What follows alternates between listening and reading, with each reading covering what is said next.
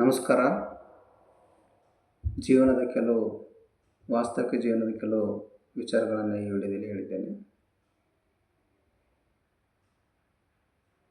ಇಲ್ಲಿ ನಮ್ಮ ಜೀವನದಲ್ಲಿ ಮೋಸ ಮಾಡಿ ಗೆದ್ದವರು ಈ ಚರಿತ್ರೆಯಲ್ಲೇ ಇಲ್ಲ, ಮತ್ತು ನ್ಯಾಯದಿಂದ ನಡೆದು ಸೋತಿದ್ದು ಈ ಇತಿಹಾಸದಲ್ಲೇ ಇಲ್ಲ.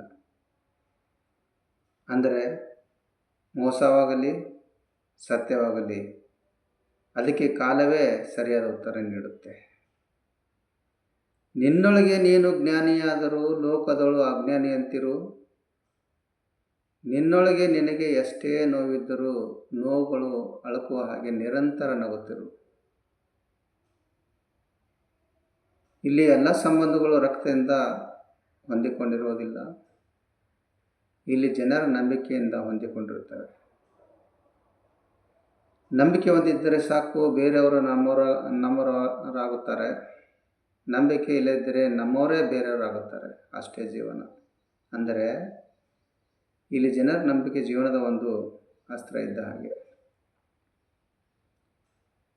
ನಮ್ಮ ಜೀವನದಲ್ಲಿ ನಮ್ಮ ಜೊತೆಯಲ್ಲಿ ಇರುವಂಥವರು ಅವರ ಮನದಲ್ಲಿ ಬಿಟ್ಟು ಹೋಗಬೇಕೆಂದು ಯೋಚನೆ ಮಾಡಿದರೆ ಒಂದು ಸಣ್ಣ ತಪ್ಪು ಸಿಕ್ಕರೆ ಸಾಕು, ಬಿಟ್ಟು ಹೋಗಿಯೇ ಬಿಡುತ್ತಾರೆ.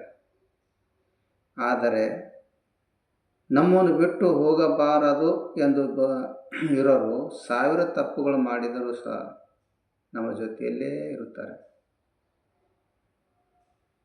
ಇಲ್ಲಿ ಜೀವನದಲ್ಲಿ ಆತ್ಮವಿಶ್ವಾಸ ಎನ್ನುವುದು ಅದೊಂದು ದೊಡ್ಡ ಆಯುಧ ಇದ್ದ ಹಾಗೆ. ಅದನ್ನು ಎಲ್ಲ ಸಮಯದಲ್ಲಿ ಎಲ್ಲ ಸಂದರ್ಭಗಳಲ್ಲಿ ಜಯ ತಂದು ಕೊಡದಿರ್ಬೋದು. ಆದರೆ ನಮ್ಮ ಜೀವನದಲ್ಲಿ ಯಾವುದೇ ಸವಾಲನ್ನು ಎದುರಿಸಲು ಧೈರ್ಯ ಮಾತ್ರ ತುಂಬುತ್ತದೆ. ಜೀವನದಲ್ಲಿ ಆಸೆಗಳು ಕಳೆದುಕೊಂಡರೆ ಬದುಕಬಹುದು. ಆದರೆ ನಮ್ಮ ಆಸಕ್ತಿಗಳೇ ಕಳೆದುಕೊಂಡರೆ ನಮ್ಮ ಬದುಕಿನ ಎಲ್ಲ ಮಾರ್ಗಗಳು ಕಳೆದು ಹೋಗುತ್ತವೆ. ಅದಕ್ಕಾಗಿ ಆಸಕ್ತಿಗಳು ಯಾವತ್ತೂ ಕಳೆದುಕೊಳ್ಳಬಾರದು. ನಾನು ಇಲ್ಲಿ ಈ ಸಮಾಜದಲ್ಲಿ ಬದುಕ್ತೇನೆ ಎಂಬ ಆತ್ಮವಿಶ್ವಾಸ ಇರಬೇಕು ಅಷ್ಟೆ.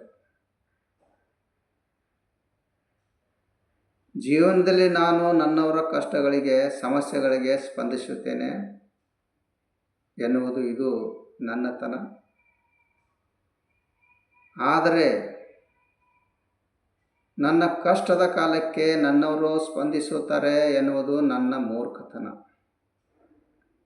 ಅಂದರೆ ಈ ಕಲಿಯುಗದಲ್ಲಿ ಅವರವರ ಬೆಳೆ ಬೆಳೆಸುತ್ತಾರೆ, ಆದರೆ ಬೇರೆಯವರ ಕಷ್ಟಕ್ಕೆ ಅಲ್ಲ.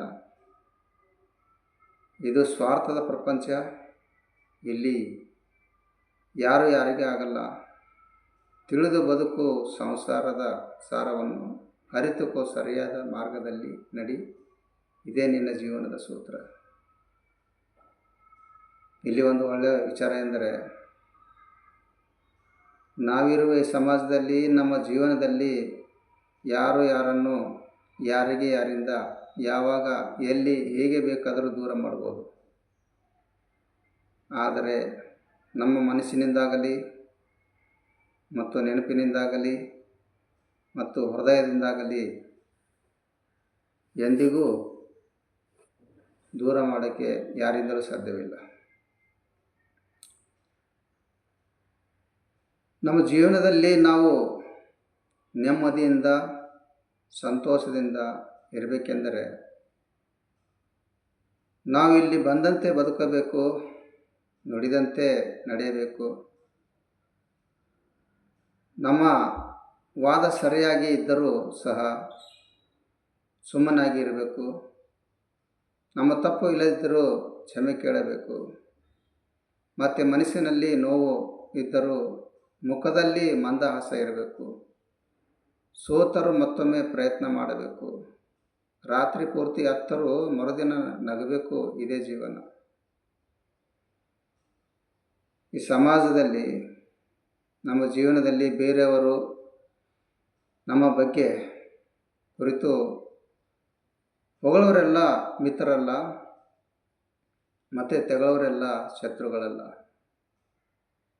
ಕೆಲವರು ನಮ್ಮನ್ನು ಹೊಗಳಿ ಹೊಗಳಿ ಹಳ್ಳಕ್ಕೆ ಕೆಡವಿ ಹಾಳು ಮಾಡುತ್ತಾರೆ, ಮತ್ತು ತೆಗಳಿ ಬುದ್ಧಿ ಹೇಳಿ ಸರಿದಾರಿಗೆ ತಂದು ತಲೆ ಎತ್ತುವಂತೆ ಮಾಡೋರು ಇರುತ್ತಾರೆ. ಇಲ್ಲಿ ನಮ್ಮ ಜೀವನದಲ್ಲಿ ಜಿಪುತನ ಮಾಡಿ ಸಾಧಿಸುವುದೇನಿದೆ, ಇರುವಷ್ಟು ದಿನ ಸುಖ ಸಂತೋಷದಿಂದ ನೆಮ್ಮದಿಯಾಗಿ ಬದುಕಬೇಕು. ಹೊಟ್ಟೆಗೆ ಬಟ್ಟೆಗೆ ಸರಿಯಾಗಿ ತಿಂದು ಶಾಂತಿಯಿಂದ ಇರಬೇಕು. ಜಿಪಣ ವ್ಯಕ್ತಿ ವಯಸ್ಸು ಹಾಗೂ ದೇಹದಲ್ಲಿ ಬಲ ಇದ್ದಾಗ ಹೊಟ್ಟೆ ತುಂಬ ಊಟ ಮಾಡುವನಲ್ಲ, ಒಳ್ಳೆ ಬಟ್ಟೆಗಳನ್ನು ಧರಿಸುವನಲ್ಲ, ಒಂದೊಂದು ರೂಪಾಯಿ ಹಣವನ್ನು ಕೂಡಿರುತ್ತಾನೆ, ಕೊನೆಗೆ ಪರರ ಪಾಲು ಮಾಡಿ ಹೋಗುತ್ತಾನೆ ಅಷ್ಟೇ. ಅಂದರೆ ಇಲ್ಲಿ ಜಿಪಣವು ತನಗಾಗಿ ಎಂದಿಗೂ ಸಂಪಾದಿಸುವುದಿಲ್ಲ, ಇದೆಲ್ಲ ಬೇರೆಯವ್ರಿಗಾಗಿ ಕೂಡಿಡುತ್ತಾನೆ. ಈ ಕಲಿಯುಗದಲ್ಲಿ ನೀನು ಎಷ್ಟೇ ನಿಯತ್ತಾಗಿದ್ದರು, ಎಷ್ಟೇ ನಂಬಿಕೆ ಉಳ್ಳವನಾಗಿರು, ಈ ಸಮಾಜಕ್ಕಾಗಿ ದುಡಿತಾ ಇರು. ನಿನ್ನ ಬಗ್ಗೆ ಕೆಟ್ಟದಾಗಿ ಮಾತನಾಡುವ ಒಬ್ಬ ವ್ಯಕ್ತಿ ಇದ್ದೇ ಇರುತ್ತಾನೆ. ಅಂದರೆ ಇಲ್ಲಿ ಒಳ್ಳೆಯ ಕಾಲ ಇಲ್ಲ ಎಂದರ್ಥ. ನಮ್ಮ ಬದುಕಿನ ದಿನಗಳಲ್ಲಿ ತಂದೆಯಿಂದ ಕಲಿತ ಜೀವನದ ಪಾಠ, ತಾಯಿಯಿಂದ ಕಲಿತ ಸಂಸ್ಕಾರದ ಪಾಠ, ಮತ್ತು ಶಿಕ್ಷಕರಿಂದ ಕಲಿತ ಶಿಸ್ತು, ಈ ಸಮಾಜದಿಂದ ಕಲಿತ ಬದುಕಿನ ಪಾಠ, ಈ ಎಲ್ಲವೂ ನಮ್ಮ ಜೀವನಕ್ಕೆ ದಾರಿದೀಪ. ನಮ್ಮ ಜೀವನದಲ್ಲಿ ಮದುವೆ ಎಂಬ 3 ಅಕ್ಷರಗಳು ಜೀವನದ ಪ್ರಯಾಣದಲ್ಲಿ ಕಷ್ಟ, ಸುಖ, ದುಃಖ, ಪ್ರೀತಿ, ಪ್ರೇಮ ಎಲ್ಲ ಅನುಭವಿಸುವ ಅವಕಾಶ ಇರುತ್ತದೆ. ಬಳಸಿಕೊಂಡು ಜೀವನ ಸಾಗಿಸಲು ಹರಸಾಹಸ ಪಡಬೇಕಾಗುತ್ತದೆ. ಸಂಸಾರ ಎಂಬ 3 ಅಕ್ಷರಗಳು ಸಂಸಾರದ ಸಾರವನ್ನು ಅನುಭವಿಸಿ, ಮುಂದೆ ಮಕ್ಕಳು ಎಂಬ 3 ಅಕ್ಷರಗಳು ಪಡೆದು ಜೀವನ ಖುಷಿ ಪಡಲು ಸಾಗಿಸಲು ಇಷ್ಟಪಟ್ಟು ಬಂದ ಪ್ರೀತಿ ಸಾಯುವವರೆಗೆ ಇರುತ್ತದೆ. ಮತ್ತು ಮೋಸದಿಂದ ಮಾಡಿದ ಹಣ ನಡುನೀರಿನಲ್ಲಿಯೇ ಕಳೆದು ಹೋಗುತ್ತದೆ. ಕಷ್ಟಪಟ್ಟು ದುಡಿದು ಮಾಡಿದ ಆಸ್ತಿ ಕೊನೆಯವರೆಗೆ ಬರುತ್ತದೆ. ಒಂದೇ ಮಾತು, ನಿನ್ನ ಜೀವನದಲ್ಲಿ ನಿಯತ್ತಿನಿಂದ, ವಿಶ್ವಾಸದಿಂದ, ನಿಸ್ವಾರ್ಥದಿಂದ, ನಂಬಿಕೆಯಿಂದ ದುಡಿದು ಬದುಕಿದರೆ ನಿನ್ನ ಭಾಗ್ಯಕ್ಕೇನು ಕಡಿಮೆ ಇರುವುದಿಲ್ಲ. ಧನ್ಯವಾದಗಳು.